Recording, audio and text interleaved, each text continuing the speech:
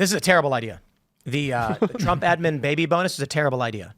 Saying if a woman has a baby, you get $5,000. There's going to be a lot of fatherless children. That's right. It needs to be a married couple gets a bonus, or I think the better play is if you are married with 2 children or more, you are tax exempt from federal income tax. Amen. States can do what states want, and the feds can do what they want, but Trump, that he could push for that, and I think that's the right thing. So basically replacement level fertility, tax exempt, put more money in your pocket, live more comfortably, and that's a good incentive. I think I think it may have been Mike Cernovich. I'm not entirely sure. No, I'm sorry. It was Matt Walsh.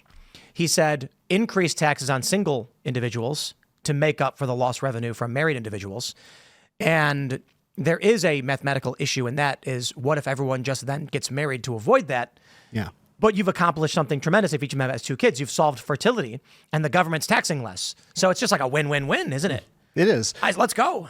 I would like to see people incentivized to have children for more than economic reasons, though. Right. I would like to see children as a blessing from the Lord. I would like them to see fruitfulness and family as things to be celebrated for what they are. This is a good short-term measure, but unless we reevaluate what family is and the meaning of home, I don't think it'll ultimately have the long-term effects we want it to. I do think in the long run, this will be a self-correcting problem. Yes. Conservatives select for, let's just say this. Conservatives tend to be substantially higher rates of Christianity. Being Christian doesn't actually mean someone's really a Christian. Right. But there is still a higher tendency towards this. So I do think you're going to find a minority of the population that are actually adherent to their faith. That being said, those that are more likely to have more kids, not get divorced, raise stronger and better kids. And so, I mean, if we look at the problem now, we might just say, I don't know, in 40 years, it kind of corrected itself. Yes. I mean, ideally, right? I mean, the AI revolution may have something to say about that, this particular moment, but you look at conservative Christian families that believe, again, that children are a blessing from the Lord, so they have 6, 8, 9 kids, right? And then you see that spread out through the years. So my fiance, she's one of 8 siblings. There's, you have 16 married people in that family, 25 kids. It's 45 people. It's like a battalion. That's exactly right. But it's so beautiful to see versus the family that I come from, which is significantly smaller and shrinking. And so my own life is a testimony to, you see children as a blessing from the Lord. You see fruitfulness that spreads out, and you solve the problem over time. And families that don't believe that tend to shrink. Indeed. But I could be absolutely wrong about this. But are we overreacting when it comes to fertility rates? I mean, it's not to say that fertility rates aren't going down, but the necessity to keep it at a certain level. Because part of me thinks that America hasn't always had 330 million people living in it, right? Give or take. Who knows about illegal aliens, right? Right. But America hasn't always been at this size. Yet somehow our society function. I always feel like humans are adaptable. And so if there are less people, then our society adjusts and we adapt to it. So this idea that we must maintain the same size, and if people are making different choices, we live in a free society. If people don't want to have kids, matter of fact, as much as I am pro-child, if you don't want kids, please don't make kids. Like, the last thing we need is more parents who don't want children. Don't do that to kids. But if we have a society where they don't want kids and there's less of it, well then, wouldn't our society just adjust to less people? And on top of that, we were just going on about AI. Well, AI is going to take certain jobs that existed before that don't exist anymore. In the same way, we don't have horse and buggy. We have all these different advancements where we don't need manpower in specific ways, and it shifts. There will be a crisis and a major disaster period following depopulation. And it's because you can look at it a variety of ways. Mm-hmm. Let's say there's a company and there's a single guy who is a blacksmith. And then he gets a bunch of customers and makes a bunch of money. And he says, I got too many customers. I got to hire somebody. So he hires somebody. In hiring that person, he has to buy more materials. He has to expand his space so that 2 people can work there. He gets more customers. Eventually ends up with 15 employees, and he's got a big company. One day, the population of his town collapses. Nobody had babies, so 20 years goes by. And now older people have moved and retired. No one's buying from anymore. No money is coming in. He goes to his employees and says, I can't afford to keep some of you because we don't have customers, so 5 of you are fired. Uh-oh. He already expanded the building. He's got hard fixed costs. He got property taxes. He's got the heating and air conditioning for his building, fixed cost.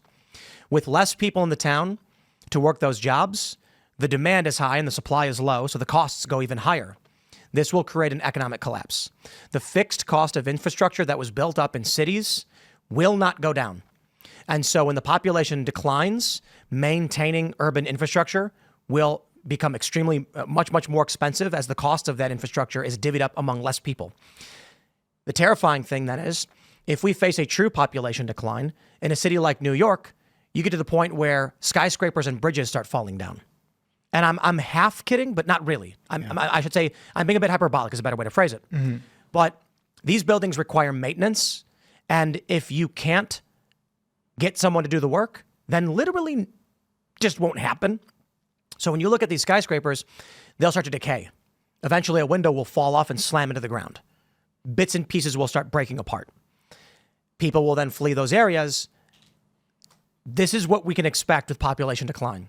Additionally, with population decline, you will get a lack of specialty jobs, which will result in a recession of technology. It'll be much more difficult to get a computer. They'll be only for the wealthiest individuals because the amount of specialists you need to be trained in one very specific thing for a computer it's high. And the more people you have and the more specialties you can develop, the more technology you can make. That's why Elon Musk is so freaked out about the declining fertility rate. Right. So if we were to see a massive decline in fertility, like we're looking at, I think 1.2 right now. So what's the projection? In 50, 100 years, our population's cut in half. There's not going to be a lot of luxury. People are going to have to rely more on themselves. A lot of this is actually pretty good. But the people who are in favor of depopulation say, we retain the knowledge of technological advancement, but get rid of the excess, the lazy, the bottom feeders, and only the strongest survive. And it's a natural ebb and flow that people believe that. Terrible. Yep. The argument is, whether you want it to be true or not, liberals are doing drugs. They're not having children. They're doing meaningless tedium work, and they're happy to do it. Chelsea Handler famously was like, I wake up at 6 a.m., do drugs and masturbate. Who cares? What does she contribute? Is she making food? No. It's just excess. Mm-hmm.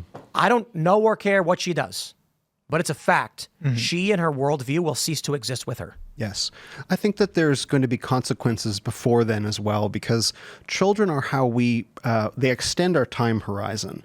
So if we don't have children, we're living just for the next, say, 5 to 10 years of our lives and trying not to think about old age, right? As soon as you start having children, you see yourself in them as they grow up and grow older, and then you see yourself in grandchildren. So your time horizon for your life extends, and it gives you a reason to invest in the future. And so if you're not taking that step, then you're thinking about your own son's pleasures. You're getting up and you're masturbating and eating whatever, right? Instead of being like, well, how can I make life better for my kids? And so you'll see the societal decline much faster than just 50 years from now. You'll see it in your own life within 5 years. And so I think the fertility crisis is actually a crisis of moral value, a crisis of life meaning, and that'll have consequences throughout our society very soon for those who don't rise to the challenge. We're seeing it now. About 8 years ago, I covered this story where in the 2000s, fertility among conservatives was 1.8 and liberals was conservatives was 2.03 and liberals was 1.43. Yeah. So this means for every 4 conservatives born, 3, rough math, 3 liberals are born. Whether you argue and protest, none of it mattered. The core values and worldview of the children before they're exposed to the propaganda would largely lean conservative. What are we seeing now? They're running all these stories where they're like, Gen Z is more conservative than millennials, and Gen Z is moving to Christ more than millennials. Half true.